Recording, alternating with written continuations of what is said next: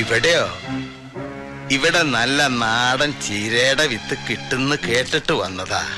പിന്നെ ഞങ്ങളുടെ കയ്യില് കുറച്ച് കുമ്പളങ്ങ വിൽക്കാനും ഉണ്ട്. ശേഖരന് വേണാവോ? ചത്തിട്ടില്ല താനൊന്നും അല്ലേ? വിത്തം കൂടി ചേർത്ത തന്റെ കഴുത്തുണ്ടല്ലോ, എന്റെ 2 വിരലില്ല. നീലകണ്ഠന്റെ ഭാര്യ ഇവിടെ എവിടേക്കാ ഒന്നുകൊണ്ടിയിൽ കൊണ്ടുപോണേ? ഇവിടെ ചികിത്സയില്ലേ ഇവൾക്ക്? നീ മിണ്ടരുത്. അങ്ങനെ കണ്ണിക്കണ്ട എരപ്പകൾക്ക് ചികിത്സ നടത്താൻ തുടങ്ങിയതല്ല ശേഖരൻ ഈ ആസ്പത്രി. നമുക്ക് ഇവിടുന്ന് പോവാം, വീട്ടിലേക്ക് പോവാം. ഇരിക്കൂ, തനിക്ക് സ്വന്തം രോഗം ചികിത്സിക്കാൻ കെട്ടിയതാണെന്ന് അറിഞ്ഞില്ല. അങ്ങനെയാണെങ്കിൽ പുറത്ത് ബോർഡ് കുഷ്ഠരോഗ ആശുപത്രി എന്ന് വേറെ എഴുതി വെക്ക്. മനസ്സിന്റെ കുഷ്ഠം മാറ്റണ ആശുപത്രി.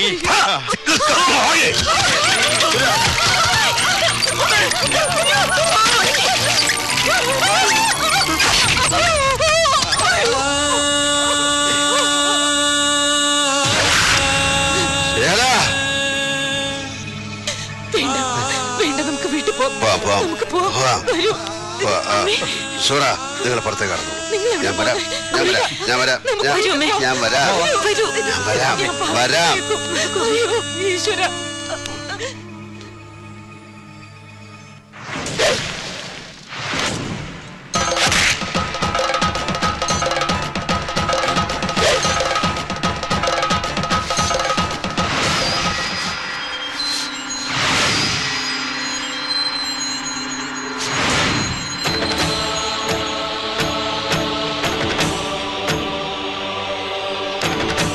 കഴുത്തിന് പകരം വലം കൈ അറുത്തതും, പിന്നെ കുഞ്ഞനന്തൻ എനിക്ക് പകരം മരിച്ചപ്പോ തല്ലിക്കൊല്ലാതെ വിട്ടതും നീലകണ്ഠന്റെ കഴിവുകേടായി കാണരുത് നീ.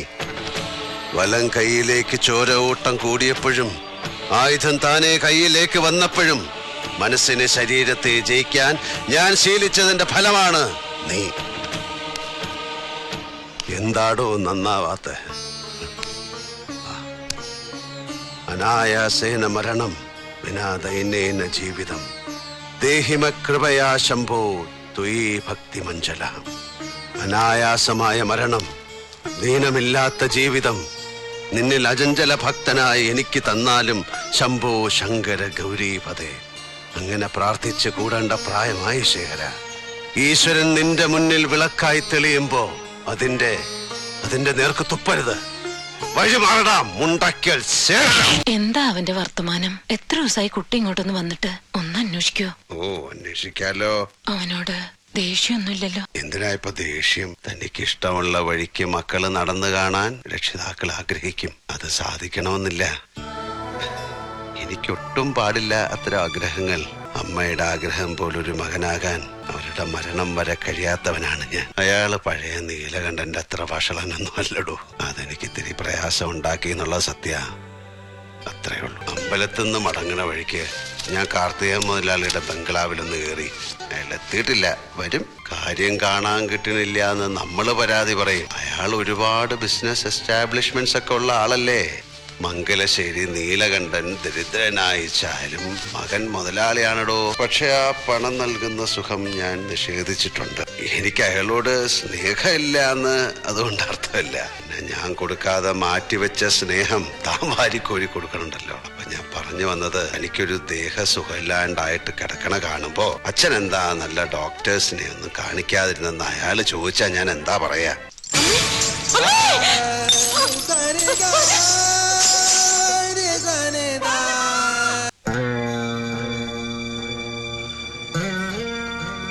ഭാനു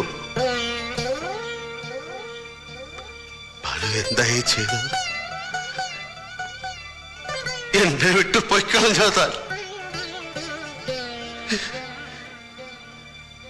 ഇക്കഴിഞ്ഞ കാലം മുഴുവൻ കണ്ണിമ ചിമ്മാതെ എനിക്ക് കൂട്ടിരുന്ന താൻ ഒരു വാക്ക് പോലും പറയാതെ പൊയ്ക്കളഞ്ഞോ? കുറച്ച് പണം എന്നാ പിടിച്ചു നിൽക്കാൻ പറ്റും. പണം നിത്യച്ചെലവിനുള്ളത് ഭാര്യയുടെയിലുണ്ടാവും. അതിന് മുകളിൽ ഒരു തുക ഞാൻ കണ്ടിട്ട് കാലം കുറയായി. നമ്പ്യാരെ, ഈ 500-ന്റെ ഒക്കെ ഒറ്റ നോട്ട് ഇറങ്ങിയിട്ടില്ലേ? ഇതുവരെ ഞാൻ കണ്ടിട്ടില്ല. നീലകണ്ഠൻ എന്തായി പറയുന്നത്? കാർത്തികനെ വിളിച്ച് കാര്യം പറഞ്ഞാ പോരെ? നിങ്ങൾ ഈ പറയുന്ന 500 കൊണ്ട് അയാളെ ബാങ്കിന്റെ ഹെഡ് ഓഫീസ് മൂടും. ചോദിക്കില്ല, തന്നാലും വാങ്ങിക്കില്ല, അയാളെ അറിയിക്കുകയില്ല. കാരണം ഇത് ഞാൻ അയാൾക്ക് വേണ്ടി ചെലവഴിച്ചതല്ല, ഞാനായിട്ട് വരുത്തി വെച്ച കടമല്ലേ. അപ്പൊ പിന്നെ അറ്റാച്ച്മെന്റ് അല്ലാതെ ഞങ്ങൾക്ക് മറ്റു മാർഗമില്ല. ഇറങ്ങി തരേണ്ടി വരും വിത്തിൻ നോ ടൈം.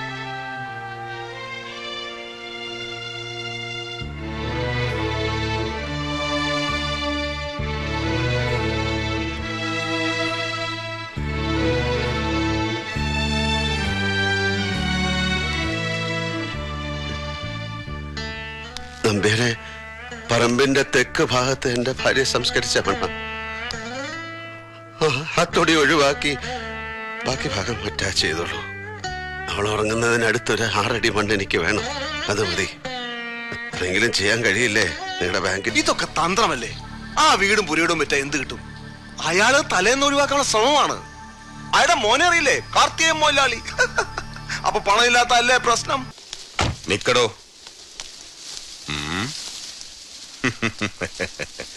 നിന്നെ ഈ പെരുവഴിയിൽ ആളും പടയുമില്ലാതെ തല ചായ്ക്കാൻ ഒരു കൂര പോലും ഇല്ലാത്ത ദരിദ്രനായി കാണാൻ കഴിഞ്ഞല്ലോ. എന്റെ ദൈവങ്ങളെ, ശേഖരൻ സാഷ്ടാംഗം വീണിരിക്കുന്നു. മംഗലശ്ശേരി പേരിന് മുമ്പിൽ കൊമ്പന നെറ്റിപ്പട്ടം പോലെ നീ കൊണ്ടു നടന്ന നിന്റെ തറവാട്ട് പേര് ഇനി നിന്റെ കൂടെ ഇല്ല. പിന്നിട്ട വഴികളിലെങ്ങോ കാലിൽ തറച്ച നീ എന്ന മുള്ളിനെ ഞാൻ എന്നേ മറന്നിരിക്കുന്നു. മുനയൊടിഞ്ഞ ആ പഴയ മുള്ളിന് ഈ വഴിയിൽ എന്നെ കുത്തി നോവിക്കാനാവില്ല. എനിക്ക് നോവില്ല ശേഖര.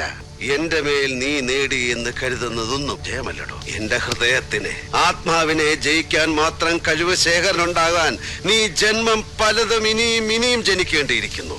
വഴിമാറാം മുണ്ടാക്കിയാൽ ശേഖര. എല്ലാം വിട്ടെറിഞ്ഞ് പോകാൻ ഇറങ്ങിയ ആളെ തിരിച്ചു വിളിക്കാൻ വന്നതല്ല.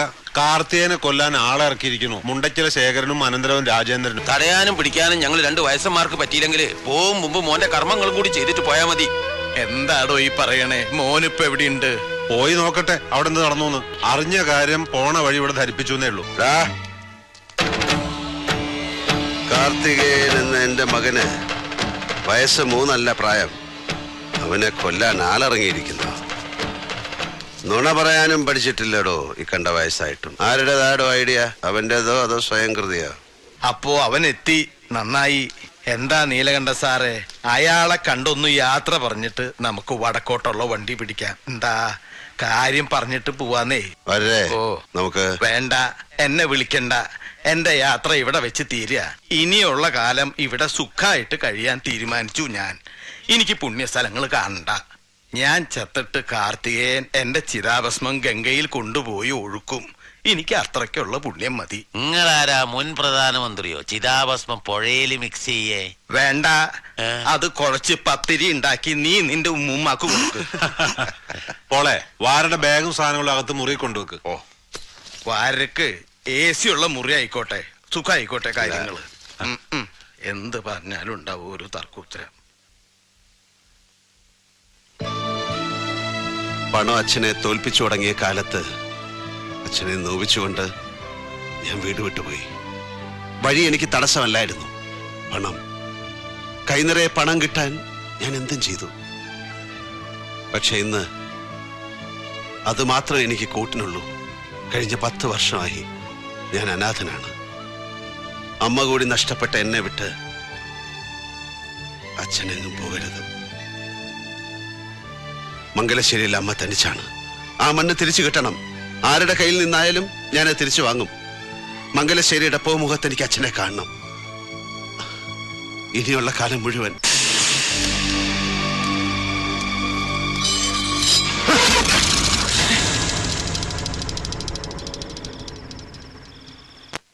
എന്നോ നീ?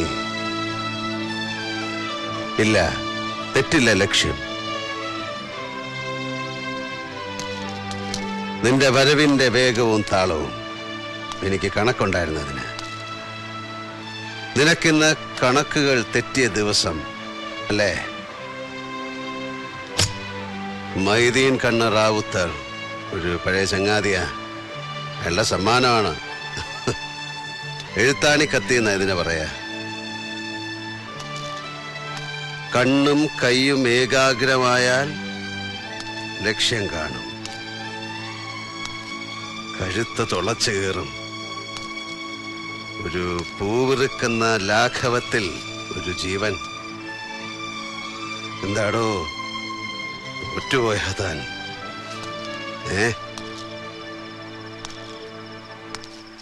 100ാം ക്ലാസ് ചെറ്റത്തരം കാട്ടും ശേഖരൻ. അതവന്റെ രക്തത്തിലുള്ളതാ.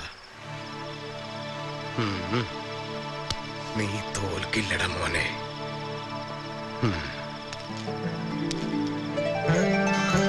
ആയുധങ്ങളെന്നോ ഉപേക്ഷിച്ച ഞാൻ ഈ എഴുത്താണി കത്തിയുടെ മൂർച്ച നോക്കിയത് നിനക്ക് വേണ്ടിയാണ്. കൂടെ ഞാനുണ്ട്. പുതിയ യുദ്ധമുറകൾ അറിയില്ലെങ്കിലും ഒരു തേരാളിയായി കൂടെ നിൽക്കാം. മറ്റൊന്നും കാട്ടി മുണ്ടയ്ക്കൽ ശേഖരനെ പേടിപ്പിക്കാൻ കഴിയില്ല എന്ന് അവൻ അറിയാം. അതെ, അത് അറിഞ്ഞുകൊണ്ട് തന്നെയാ ഇങ്ങനെ ഒരു പണി തന്നത്. മംഗലശ്ശേരി പറമ്പ് തിരിച്ചു തരാമെന്ന് പറഞ്ഞല്ലോ. ഇനി എന്തിനാ? വാക്ക് പോരാ. അത് കാർത്തികേയന്റെ പേർക്ക് എഴുതിയന്റെ പേപ്പർ കാണിക്കണം. വെറുതെ ഓസിനല്ല, ലേലത്തിൽ നമ്പ്യാർ എത്ര രൂപയ്ക്ക് പിടിച്ചോ അതങ്ങ് മേടിക്കാം. ലാഭം വേണമെങ്കിൽ അതും തരും. എന്റെ പട്ടി വരും ലാഭം വാങ്ങാൻ. അല്ല, അത് സൗകര്യം പോലെ ആരെ വേണേലും പറഞ്ഞേക്ക്. പട്ടി ഫ്രീ അല്ലെങ്കിൽ അനുദ്രവം ചെറുക്കനായാലും മതി.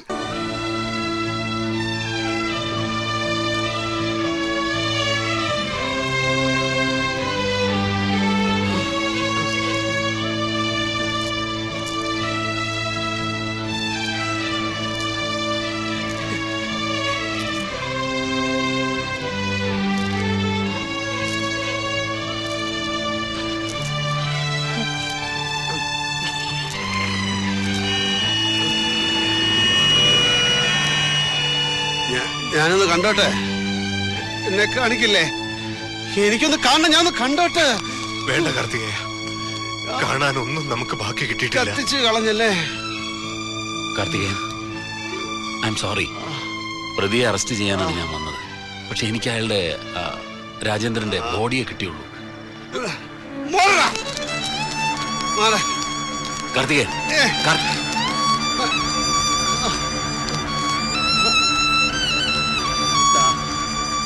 കാണാൻ ഇത്രേ ഉള്ളൂ. എന്തു പറഞ്ഞടാ ഞാൻ നിന്നെ? എന്റെ ഈശ്വര.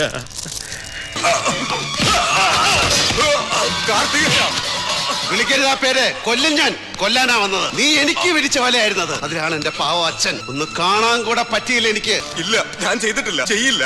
തമ്മിൽ ഒരുത്തനെ കൊന്നു തീർക്കാനായിരുന്നെങ്കിൽ എനിക്കും നീലനും അതെന്നേ ആവാമായിരുന്നു. അവനുണ്ടായിരുന്നുകൊണ്ട് മാത്രമാണ് മുണ്ടയ്ക്കൽ ശേഖരനുണ്ടായത്.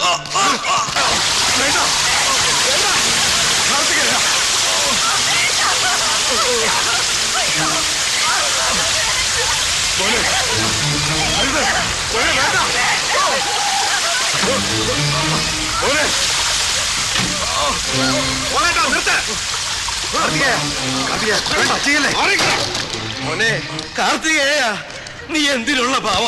വേണ്ടടാ, ഞാനടാ മോനെ പറയണേ. വേണ്ട, ഇവൻ ഇനി വേണ്ട. എന്റെ അച്ഛനില്ലാതെ ഇവൻ മാത്രം വേണ്ട. രാജേന്ദ്രന്റെ കഴുത്തറുത്തിട്ട് അദ്ദേഹം പോയത് മതി. നീ അവന് വേണ്ടി കടം വിട്ടണ്ട. ഇങ്ങോട്ട് കിട്ടിയത് തിരിച്ചു കൊടുത്തിട്ട് തന്നെ അവൻ പോയേ. വേണ്ട മോനെ, വേണ്ട. ഇല്ലെങ്കിൽ മാറി, ഞങ്ങൾ ചെയ്യത്. മാറി നിക്ക്. വേണ്ട, വാ എന്റെ കൂടെ. ഞാനാ വിളിക്കണേ വരാൻ. ഇതെന്റെ വാക്കല്ല, അവനാ നിന്നെ വിളിക്കണേ. നീലൻ പറഞ്ഞത് കേക്ക. ഇല്ലാച്ച തീയിലേക്ക് ഞാനും വീഴും. കാണോ അടാ മോനെ.